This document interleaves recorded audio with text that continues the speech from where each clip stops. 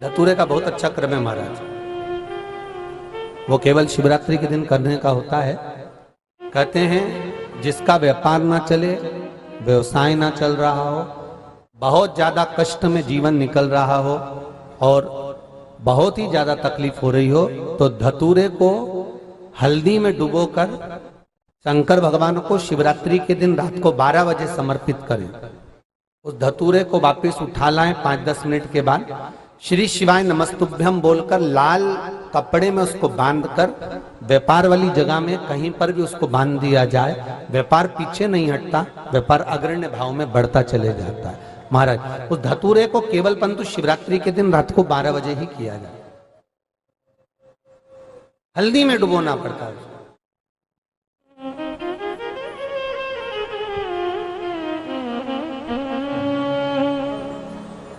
यही प्रमाण एक क्रम में और है महाराज जी। लिंग पुराण कहती है, मान लो किसी व्यक्ति को कोई एक भारी बीमारी हो गई, बड़ा रोग हो गया और वो रोग डॉक्टर कह रहा है कि ये ठीक नहीं होना है, बहुत तकलीफ उसमें है और कष्ट ही कष्ट है, वो ठीक नहीं हो रहा, दवाइयां लग रही, गोलियां खा रहे हैं। तो महाराज उसका भी वर्णन है। 7 धतूरे, कितने धतूरे लेना है?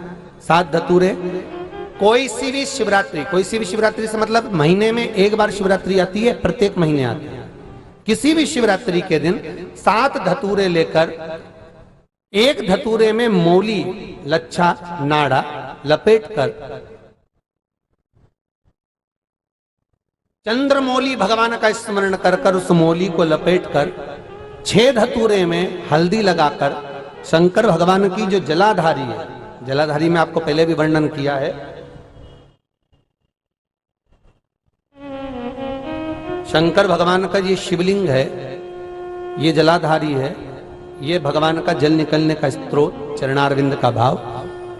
शिवलिंग जहां रखा हुआ है ये पार्वती जी का हस्त कमल है, जो ये गोल भाग है ये पार्वती का हस्त कमल है, जहां शिवलिंग रखा है। जहां से जल नीचे गिरता है उसके सीधे भाग में श्री गणेश जी महाराज का स्थान है, उसके उल्टे भाग में श्री कार्तिकेय जी का स्थान है।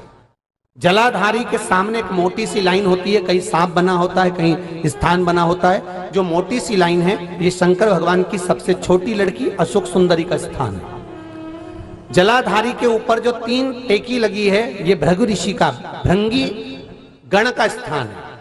इसके ऊपर जो कलश है, कलश में जो पानी भरा जाता है वो पानी जो बूंद बूंद नीचे गिरता है ये शंकर भगवान की 5 लड़कियों का स्थान है। जया, विषहरा, सामरीबारी, धोतली और देव, ये 5 लड़कियों का स्थान है। शंकर भगवान का संपूर्ण परिवार शिवलिंग के सामने से जहां से जल चालू होता है गिरने के लिए नीचे की ओर जब जल जाता है उस स्थान पर भगवान शंकर के सारे गणों का स्थान है।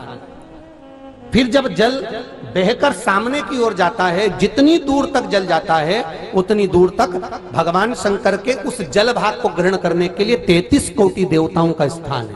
इसलिए उस जल को हम लांघते नहीं है, क्योंकि वहां 33 कोटि देवता विराजमान रहते हैं महाराज।